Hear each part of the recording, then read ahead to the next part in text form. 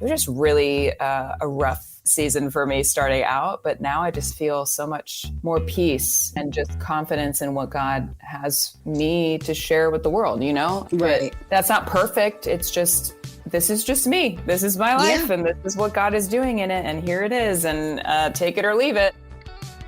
Between the Grooves is hosted by James Curtis, music director and morning man in the Greater Toronto area on Joy Radio, and Aisha Woods, Grammy-nominated singer, songwriter, and musician. Together, they talk with artists and industry insiders to discover our connection between music and faith. You can connect with us on Facebook or X at Between Grooves and on Instagram at Between Grooves Pod. Now, here's James and Aisha.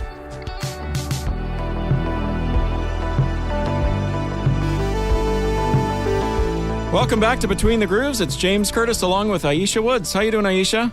I'm doing great. How about you, my friend? I'm doing good because the weather is getting warmer and warmer and warmer and warmer. Winter is behind us, I think. I mean, we're in spring, but sometimes in Canada, these things drag on a bit. And we didn't have much of a winter. Yeah. So I was good with that, but it's nice. Yeah, it's nice to be able to get outside in the morning, go for a walk and not be shivering, you know, icy cold hands and you know, walking with my coffee and the coffee's cold by the time I get to my destination, that sort of thing. So, well, I'll tell you what, this weekend, we're hosting a cookout. So I wish you were close because I'd come. I'd love for you to come. Yeah. Well, let's get to our episode on Between the Grooves this week. We have a very special guest, GMA Dove Award nominated artist, songwriter, and worship leader. I love it. Miss Sarah Kroger. Let's get into it. Yeah. You have to work for it. That's okay. That's okay. How are you guys? Oh, we're doing great. You've got James in Toronto and you've got Aisha in Orlando. Oh, fun. Hi, Aisha. Yeah. How are you? So glad to have you on the show today. I'm actually in Melbourne, Florida right now. So no kidding. We're pretty close to each other. Yeah. Yes. Yeah. Now, let me ask you this. Have you been to the beach this year yet? We literally just went this morning for 5 minutes. I'm jealous. And that's a dream for us in Toronto. Like I went to the beach this morning. It's like, like you got to plan that sort of thing in the summertime. We're going to go to the beach for the day because you got to drive to get there. Right. But a morning beach thing or even an evening things, like I would love to do that. You know, where I know. Just going to go to the beach, swim in the ocean for a couple hours before I go to work. I know. Trust me. I know. I grew up in Melbourne, and we had an event here this past weekend. We had a young adult retreat. My husband and I were leading, and so we just stayed a few extra days because the beach is just the best. There's nothing like it. So yeah, not at all. Did you grow up in Florida? Did grow up in Florida. Yeah. We lived here until about 12 years ago. We've been gone from Florida for 12 years now, but before that, just lived at the beach basically. And I can't believe it because now I think that really set a foundation for me of just loving nature in a way that I didn't realize because you're just going to the beach all the time and literally beautiful way to be raised, you know, beautiful environment to be raised in. And yeah, I miss it a lot, but it's always good to come back. So where do you call home? We call Nashville home, right now. So we're landlocked, but it's a good place to be. It's a good place to be. Are you in Nashville because of your music career? Yes. Yeah. It's kind of, I mean, I think you can do it without living in Nashville for sure. But for me, it just it's been such a time of exponential growth for me to be surrounded by writers and musicians who are way better than me. It's like iron sharpens iron. Sure. I just feel like I've grown so much being a writer and as an artist, just being in that environment day in and day out. It can sometimes feel like a lot of pressure, you know, so it's nice to get away and kind of center yourself again. But being there has been really amazing, and the community is super supportive and just lots of cheerleaders and champions for what you're doing for the art in general in Nashville. So it's a really great place to be. So once in a while you do get to go out on the road and lead worship, but when you're in Nashville, that's, would you say most of your time is spent writing and recording? Yeah, I would say majority of our time there is doing, at least for me, doing a lot of co-writes. My label has a lot of side projects as well that I've been a part of throughout the years. So a lot of those are writing camps and recording, and it's just a lot of creativity. Nice. I would say that's my full-time job, just writing songs and recording them and releasing them and figuring out how to share about them and all of that. It's a lot. It's a lot to coordinate, but I love it so much. I can't imagine doing anything else. If I recall correctly, last summer, Integrity was getting involved with more of the music festivals. Yep. Did you get a chance to do some of that?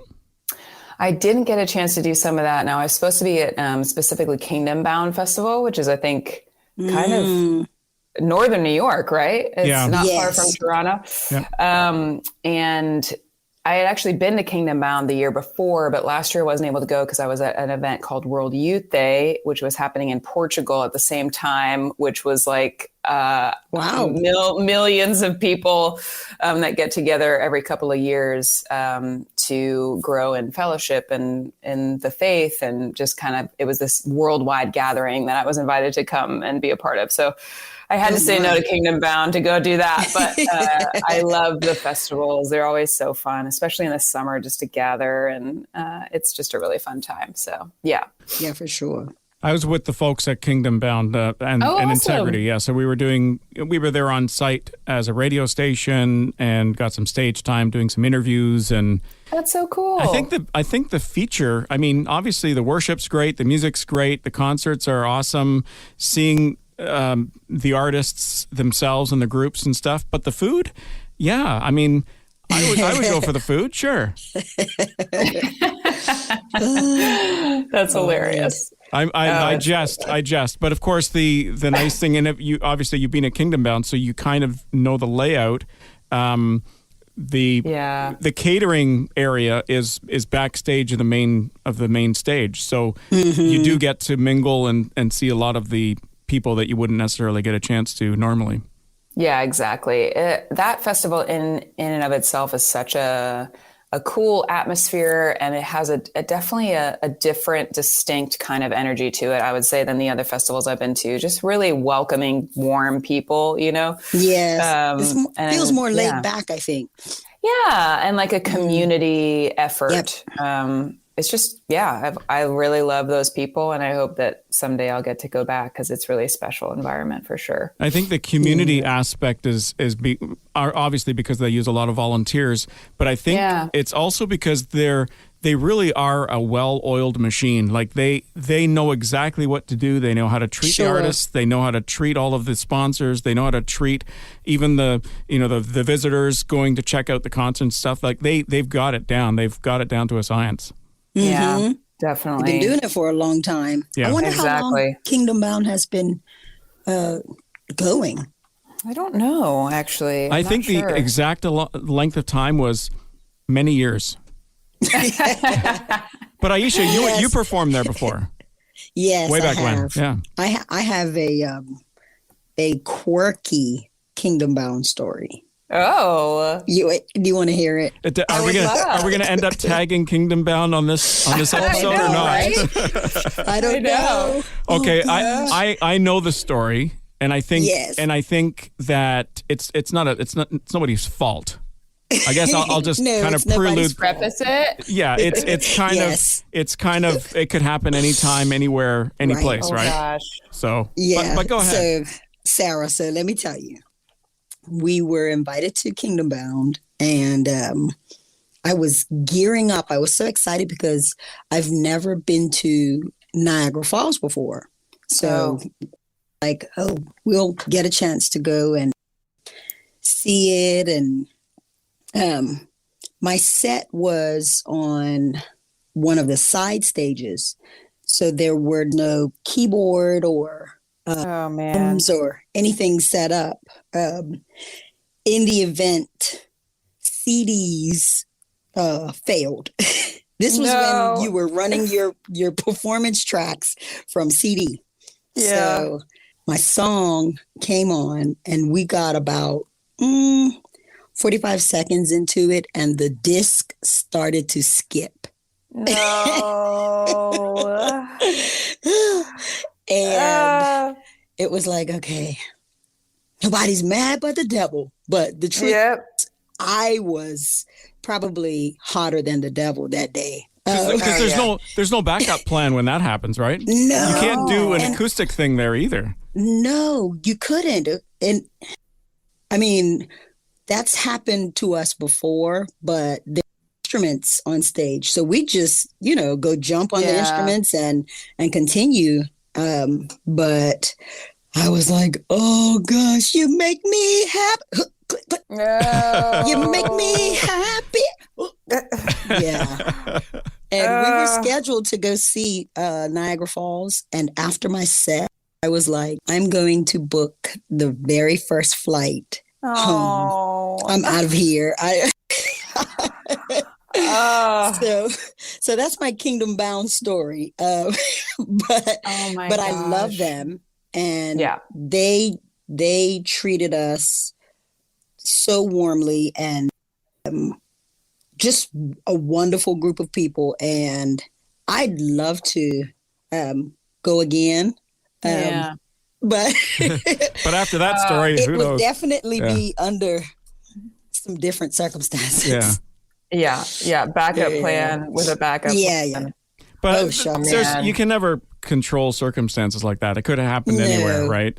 No. Yeah. Sarah, have you had situations happen like that for yourself? Oh my gosh. I mean, I feel for you. My stomach dropped when you said that because I know the feeling. There was this one time that I was invited to this festival in Italy. It was an international music gathering, and I was one of the representatives from America. That was this big deal, and they also sing to tracks over there. So it was the wildest thing because it was a live recording, and they had a band, but they weren't plugged in. They were just acting like they were playing, but just the track for the visual? was playing. No. Yeah, wow. yeah. Millie, here we go. Seriously, but I had to sing. I had to sing live. But I had never, I don't dance with my song. You know what I mean? I'll move a little bit, but I'm not moving a lot. And they had all of this, they wanted me to walk the stage, and they wanted me to be in heels, and they wanted all these things. And I was geez. Okay, all right, I can do this. I mean, and so there were all these places that I had marks that I had to hit, and all of this. I had never done that before. I don't think people understand how much it requires breath support wise for you to be running around stage and doing all these dance moves and stuff like that. I had never done that before. So I get to my song and I run out of breath support. I could not, in the middle of it, I was dying. I was literally just dying. And afterwards, no one could even look at me. I felt so, because I just didn't have the right breath support. I couldn't do it. And I felt like the worst. I mean, because they had flown me out to Italy and it was this big deal. And I just felt like the absolute worst. I'm sure it wasn't as bad as I'm making it out to be, just a few deep breaths or missing a few marks, but it was not great. And I was devastated. And, but now looking back on it, it's man, that happens. It happens. Yep. And it sure does. Yeah, but it never happens to Brittany. Come on. Oh, I'm sure it does. But it happens to everybody, That's why she doesn't perform anymore. She's just worn right out. Oh, poor thing. I mean, it's a lot. It's physically demanding. It really is. But also in that moment to have to figure out, okay, all of these eyes are on me. Something is going wrong. What am I supposed to do? It's a skill set in and of itself. And I get it. I really do. It's so hard to pivot, and make up for it. Yeah. And I guess when you were younger, you were rather shy. So that'd be a big step for you.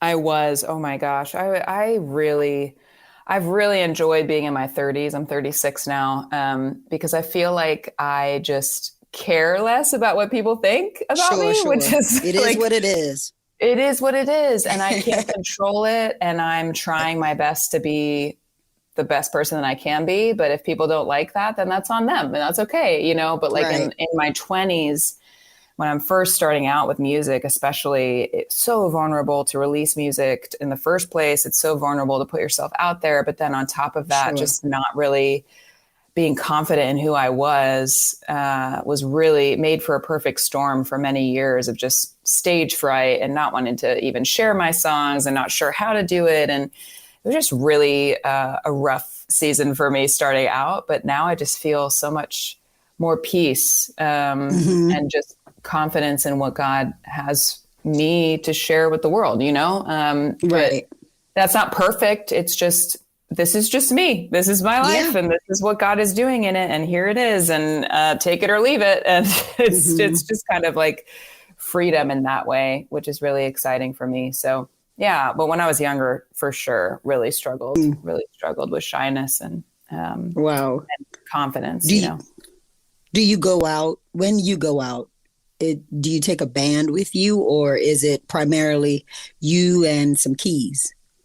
Yeah, it's a mix. Sometimes it's me and like maybe an acoustic guitar player, but a lot of times it's me with my whole band, and which is super fun. Both of those environments are fun for me. I love acoustic shows, but the energy of a full band show, you can't replicate that. So that would give you more confidence too, having a full band versus it's just you kind of lone on the stage by yourself, and you make it or break it, and you played the wrong key or whatever. Oh gosh, exactly, and they're just such wonderful players too. So it's just really fun to play together, because they're so talented. So.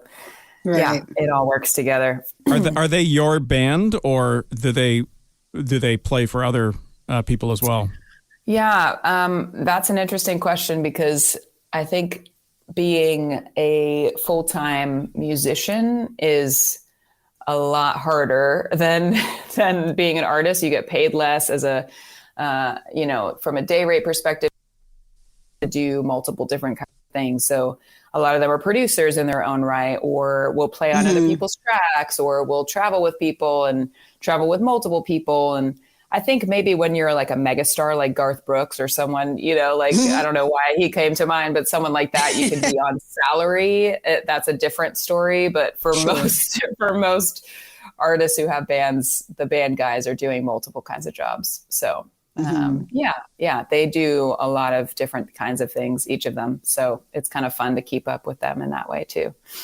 I read recently online, and I guess it was an artist or it was somebody involved in the music business, describing how the whole music culture, the music environment, the music industry has changed dramatically over the years, where, previously, when you were signed with a label, they took care of everything for you. I mean, you were basically an employee on salary with benefits, and everything got taken care of, the promotion and everything else, where a lot of that has changed now. A lot of it you have to do yourself. Oh, sure. A lot of it, you're not making as much money because, everybody's got their slice of the pie, and there's just less for the artist now. And that's a lot of the reasons why you see artists pushing their merch, because they make a huge amount on their merch and stuff. What have you found in your career musically? Yeah, I am signed to a label right now, and I think it depends on the label that you're a part of. It's definitely not like there were 360 deals going on for a while, not to get into the nitty gritty of business, the music business side. But since you asked, there were a lot of back in the day, 360s where a label would get access to your merch, and they would make money off of your touring, and they would make money off of literally everything that you do. And that's just not sustainable, especially today. Like in this day and age, I know so many independent musicians.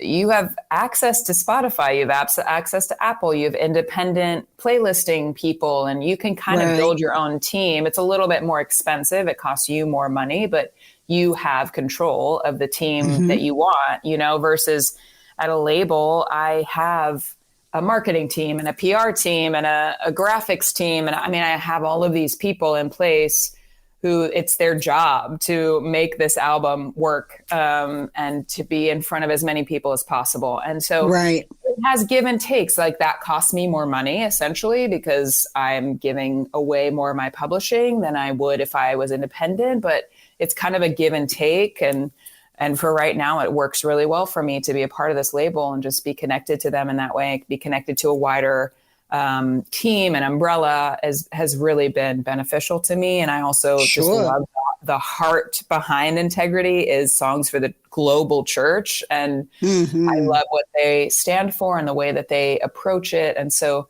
it's been a really sweet time for me being at a label. And I know that that's just not the case for everybody. Some people, if they can't make it at radio, they get dropped from their label, within like a couple of months. And so there's different pressures at different labels. But for me, my experience with them has been really, really sweet. And I'm really grateful for that. But who knows what's in the future, especially with independent music taking off, and the ability to kind of reach people on your own is pretty magnificent these days, I would say. Sure. The flip side, though, is, you've just described having a team, being surrounded by a team, and everybody being specialists in their area. And when you don't have that team, and when you're independent, and if you're not, don't have the ability, or you don't want to pay for those resources, then you have to do it yourself. So that takes you away from your craft, right? Yep. At least in your particular circumstance, you can specialize and focus and spend a majority of your time doing what you love, instead of all the administrative stuff and all the other stuff behind the scenes that a lot of people wouldn't necessarily see. Yeah, exactly. It's just a give and take and a balance, and trying to be open to, at least for me, where God has me in this stage of my career. This is where he has me, and I'm really grateful for that. And I know so many people that would die to have a team. I mean, honestly. Sure. So I'm just trying to be grateful for that and take advantage and learn from them, learn and grow. And I'm really grateful in this season that I have a team of people that are helping me with it, for sure. Yes, it's good help. Not easy to come by. No, it is not. How long have you been on the label? Since 2019. So before COVID, the end of 2019. So right before COVID hit, I kind of signed with them officially. And in some ways it's felt like a black hole of time, because of COVID, COVID was 4 years ago. It's crazy. Isn't that crazy? So crazy. So to sign with them in the middle of that was pretty wild. But it was also a huge gift, again, because they're a team of people, and they got really creative in that season of how do we keep sharing music, and kept me busy with recordings and plenty of content. And it was really because I was with them. They put me to work, and I'm grateful for that. So, yeah. Yeah, that is a blessing. Yeah, the putting you to work, I was waiting to hear what you would actually do in that time frame, because it's exciting when you get signed to a label, but then, right when the pandemic starts, it's like, okay, so we got to twiddle our thumbs, not do anything. Stay in the house. Yeah, stay in the house, don't do anything. So the fact that they were able to get creative, and you were able to get creative and actually use that time effectively is saying a big thing right there.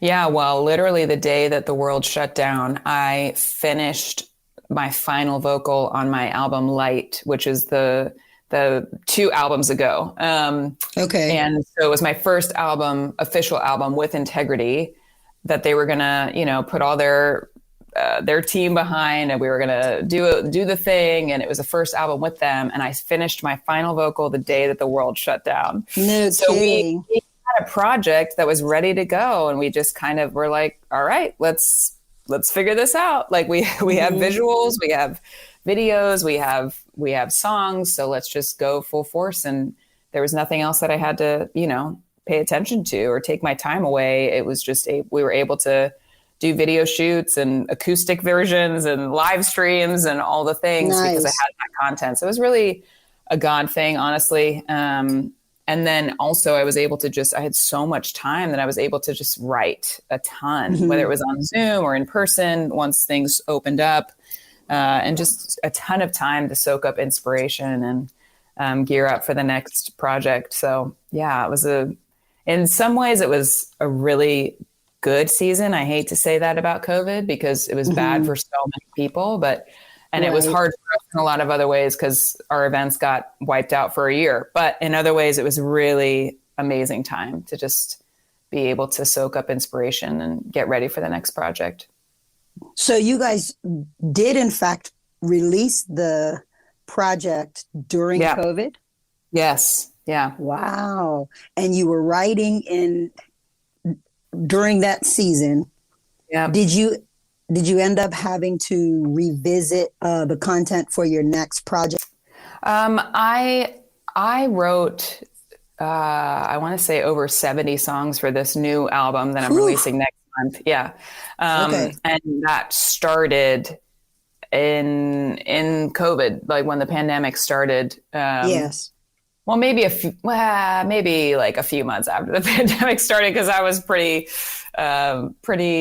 shut down for a while, even mentally for myself. It was a real reset time for me. Yeah, sure. So it was really like maybe at the start of 2021 that I started writing for a new project, and I wrote over 70 songs for it. And some of those songs, you just over the years just kind of whittled through different things that I was walking through, different seasons that I was walking through with God and personally. And some of those songs are on this project, and some of those songs are in my Dropbox folder, and maybe we'll end up on another project someday. But for this project in particular, just really wrote a ton and was able to whittle it down to 10 songs that really work together thematically. And this was one of those where I was like, I don't know. I mean, I have different ideas of what I want to write about, but I don't know how this is all going to come together. And it all was the Lord's will and hand on it the whole time. It's really beautiful. Yeah. To be able to look back on it and just see the ways that he was kind of leading the whole way. And I had no idea. He's good like that. He's good like that. He is. How often do you go back into the Dropbox of old songs, what you consider old songs, and revisit and decide, this will work on my next project? Yeah. Not as often as you would think. I think I was in those songs for such a long time before I really solidified this project. That I've taken a break from it to just kind of be like, let's let those songs sit. So I might revisit it, in the next couple of months, just to be like, okay, are any of these songs like inspiring me for the next thing? But because I wrote so many songs that have spent so much time on this new album, it's a hard thing, right? You spend so much time crafting a new album, and then it's like, okay, it's time to start again, the cycle again. Right. So on a psychological level, sometimes it's like, wow, I have to start from scratch again. So probably when I reach that crisis point again, I will start with the Dropbox and be like, okay, I have at least a couple of songs here that could start a new project. Like, let me feel okay about that, and then start fresh. But it's, can I just say, those drop boxes, hard drives, those old emails, the voice memos. Listen, they have gold. I've got a session later this morning revisiting a piece of gold from from years ago. Yeah.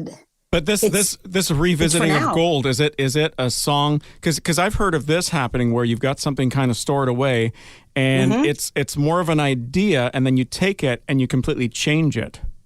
Like my brother, he doesn't write a lot of songs. He's a lead pastor in a church, and he's very gifted musically. And I remember many years ago he wrote this slow. I'll call it a slow worship song. I can't remember the song specifically, but it was a slow worship song. And somebody came up to him afterwards and said, and he had never performed it, never recorded it, just wrote the song. And somebody heard it and they said, you know what, you should make that like an upbeat song. And it completely changed the dynamics of the song. It sounded great. Sure. So Sarah, has that happened to you? And if so, what was it like letting go? Because obviously you have a kind of vision of where it's going to go, and then you've got all these people speaking into it saying, but what about this? What about this? I know. That's right. It's like, this is my little pet project here, and now you guys are changing it all, right? It's hard. Yeah, it's it's really hard. Yep. But here's the thing. I love co-writing because it really, like I said earlier, it really challenges me. And especially when it's this give and take, it's this, push and pull. And sometimes I have like, I'm willing to die on a hill. Like sometimes I'm like, I would not say it that way. We cannot say it that way. So we have to, it doesn't have to be my way, but we need to like massage this because that's just not the way that I feel about it or would communicate it. So like, let's keep working on it. But then see, I don't think I could be a songwriter then. That's so funny. I mean, but then there's sometimes where it's like, well, I don't need to die on that hill. Like that's really fine. Right. And sometimes I rely on sometimes I'm writing with people who write like in the top 10 best worship songs in a year, and so I kind of, in a way, it's humbling too, because there's times where I'm like, okay, I hear what you're saying and I trust you. And so I'm going to give you that on that line or that melody or whatever. Because there's definitely times where I'm like, I'm not feeling it in the moment, but then we work on the track and it's like, wow, that's magic. Like that was a great idea. And I would have never come up with that myself. So in some ways it's just this beautiful, like, give and take and push and pull and collaborative experience. And sometimes you're really not going to love what someone came up with. And sometimes you are. And for me, there are so many times where I just would not have written the song that we came up with if I hadn't have been in a co-writing situation, I hear you. So it's a gift, but it's also a challenge. And there's definitely people who are more of a bulldog or more of a bull in a china shop that I just wouldn't write with again, because my personality is much more like chill and kind of calm and a slow processor. Right. And so sometimes those people who are like, no, it has to be blah, blah, blah, blah, like it's too much for me. Yeah. But the nice thing is you are the artist. So if it's a case where it's your song, you can say, well, thank you for your feedback. And we'll pray about that. Or exactly. I mean, that's the nice thing you can do. That's funny. When you hear somebody say, we'll pray about that, they really mean no. That's right.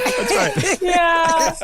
It's a no for me. My friend, it's a no for me, yeah. One of my friends who's also a writer, he's more in the country space in Nashville. He calls it the Nashville no in a co-write, where like you'll suggest something and people just don't respond, or they're like, oh, interesting. And then they move on, or they just don't. Like that's the Nashville no, where it's like, we're not going to say no, that's a terrible idea, but we're just not going to land on it. Else. We're just going to move on. I don't know. That's kind of blunt already, Yeah, I know. But you just learn some of that, read the room. That's called reading the room. Yeah. Exactly. Yeah. You really learn how to read a room and how to read people and pick up on the cues that are not obvious, so it's fun. It is fun. Yeah. Now your latest project, the one that's being released, how much of that is original, all original material, or did you collaborate? All of it, oh wow. All of it's original, but I mean all of it was co-written. Yeah. Okay, so, got you. Yeah, none of them are cover songs or anything like that, but all of them are from co-writes. So, yeah. Nice. Do you have a specific songwriting process? Are you the type of person that comes up with a hook first, or is it all the lyrics or all the music, the melody? Oh, no.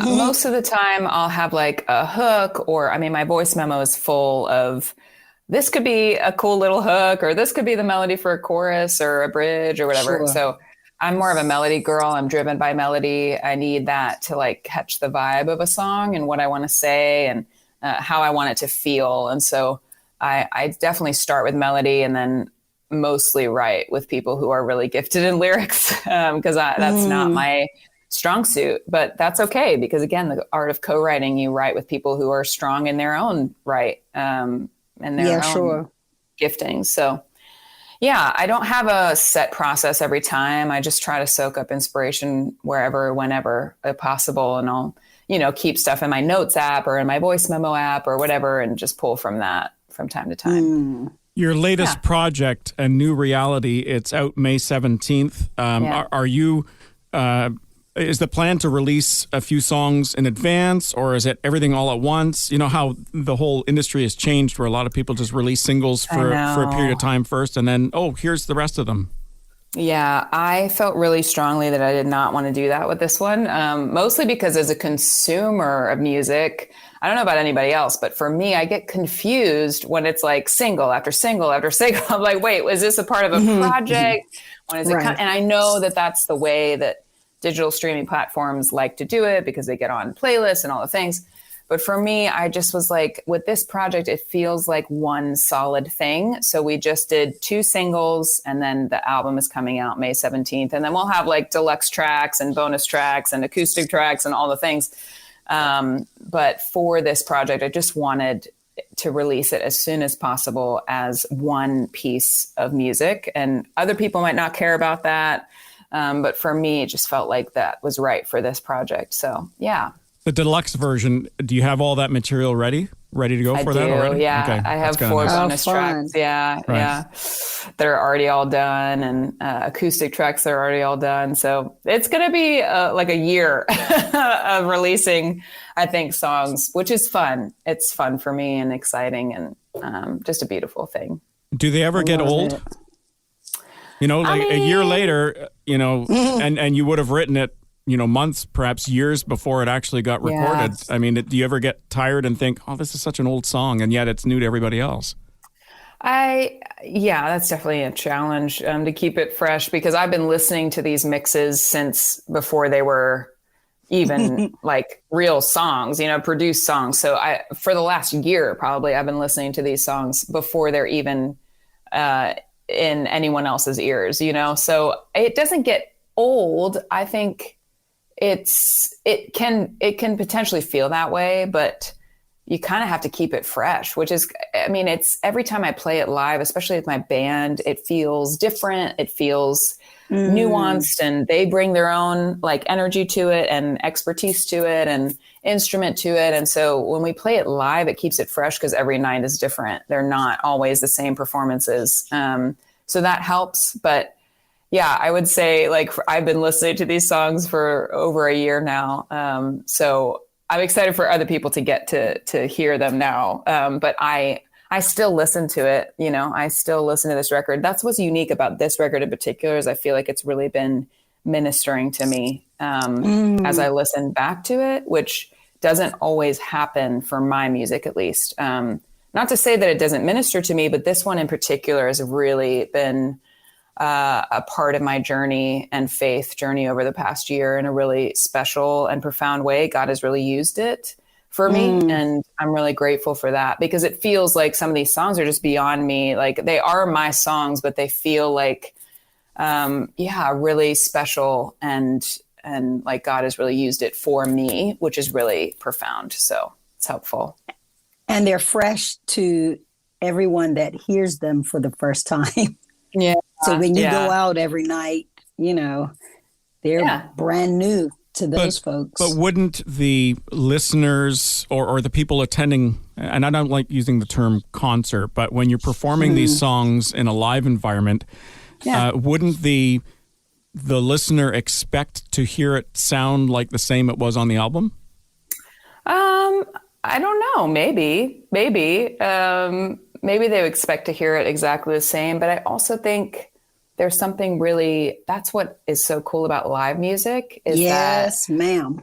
It can be unique. It's its own unique experience. And it already is unique, whether you're performing it exactly like the track or not, because it's never the same 2 audiences. It's never the same gathering. Right. It's never, the Holy Spirit is moving in different ways because it's a different gathering of people. And maybe you focus on one song and you take it a little longer than you would at another night, because maybe there's people in that room that needed to hear that theme more than another song, you know? So it's a flexibility type thing in live spaces. And I think that's what makes live music amazing and here to stay, honestly, in an age of AI on the rise and all of these, you know, things happening, virtual reality on the rise and all the things. I know, but what I'm saying is like we've had chats about AI and Yeah, I think the live music experience is unique enough that it's here to stay, Yes. And for that reason, it's just different every single time. And you can't bottle that up. You really can't. No, you can't. And Sarah, don't go moving to Austin, Texas because of the live music. That's the live music capital. Yeah. Austin, Texas is? Oh, yeah. Oh, okay. Yeah. Like live where there's music happening, every single day. I don't know. Different venues, that sort of thing?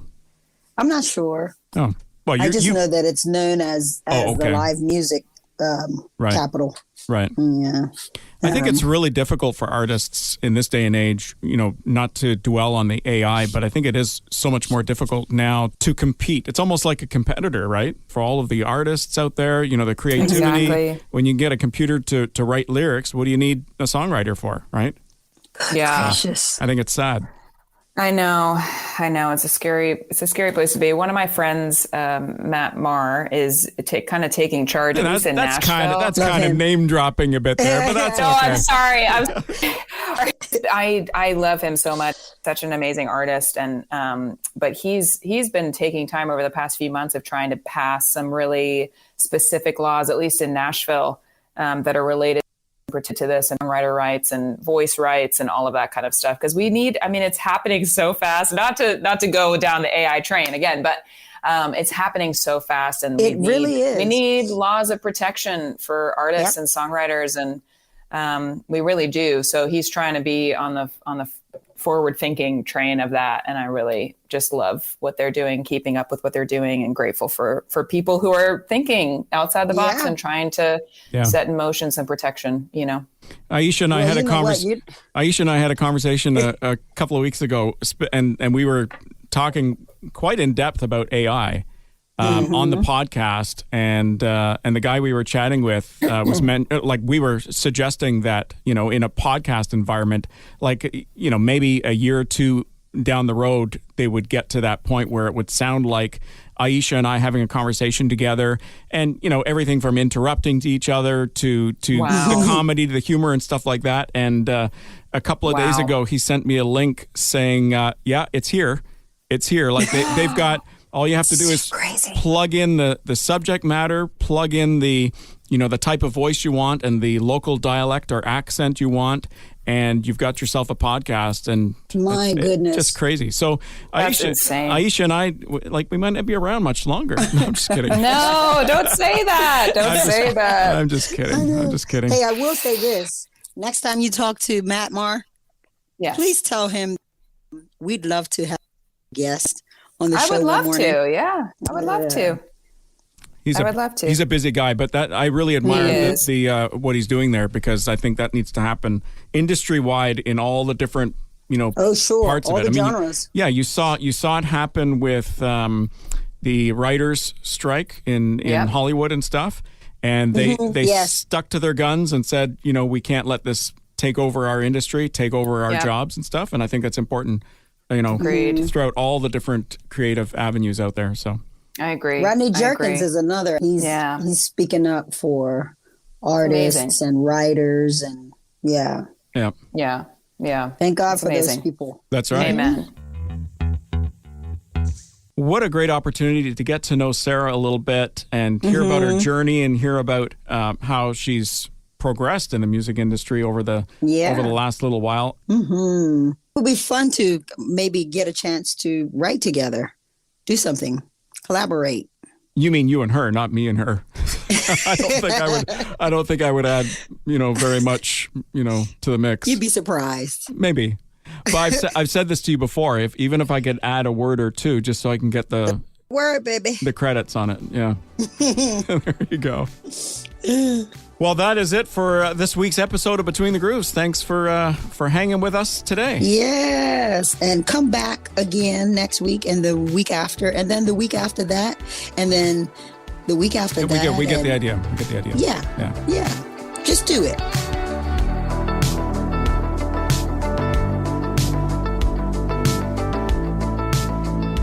Thanks for listening to Faith Strong Today's Between the Grooves podcast. If you enjoyed this episode, would you consider sharing it with your friends? Rating our podcast or giving us some love on your socials to your amazing friends and followers will only help us reach more people. We'd also love to hear from you and share your feedback in an upcoming episode. Send your video or written message to Aisha and James on Facebook or X @Between Grooves and on Instagram @BetweenGroovesPod. Or email us anytime, hello@faithstrongtoday.com.